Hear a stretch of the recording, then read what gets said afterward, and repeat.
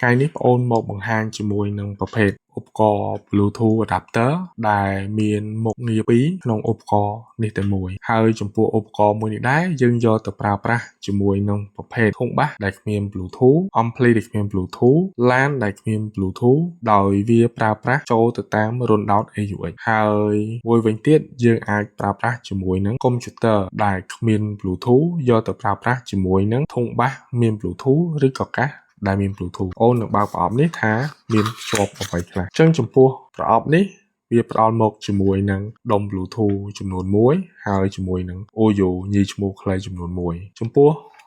ឧបករណ៍នេះដែរវាមានរុនដោត audio 2រុនរុន1 receiver រុន1 transmitter ចំពោះរុន receiver មួយនេះដែរគឺវានឹងផ្ដល់ជា server Bluetooth ដោយយើងគ្រាន់តែដោត audio ទំហំ 3.5 ហ្នឹងគឺចូលទៅកាន់រុនខាងលើនេះវានឹងផ្ដល់ឈ្មោះហើយយើងអាចយកទូរស័ព្ទដៃមកភ្ជាប់ជាមួយនឹងឧបករណ៍ Bluetooth នេះទៅកាន់ audio របស់យើងដូចជាធុងបាស ampli ឬក៏រថយន្តដោយយើងមិនបាច់ប្រើខ្សែទេមួយវិញទៀតចំពោះក្បាល USB នេះយើងត្រូវការភ្លើងគឺយើងអាចប្រើជាមួយនឹងប្រភេទឆ្នាំងសាកទូរស័ព្ទដូចជាឆ្នាំងសាកទូរស័ព្ទរបស់យើងប្រើប្រាស់ទូទៅប្រចាំថ្ងៃហើយយើងយកទៅដោតភ្លើងនេះនៅខាងក្រោយអញ្ចឹងយើងអាចដោតមកចេះអញ្ចឹងយើងនឹងទទួលបានភ្លើងហើយឧបករណ៍ Bluetooth នេះនឹងផ្ដល់សេវាមកកាន់ទូរស័ព្ទដៃយើងអញ្ចឹងសម្រាប់បងណាដែលមានតម្រូវការទាក់ទងជាមួយនឹងប្រភេទឧបករណ៍ Bluetooth នេះអាចទាក់ទងមកកាន់ P-Shop ខាងប្អូនបាន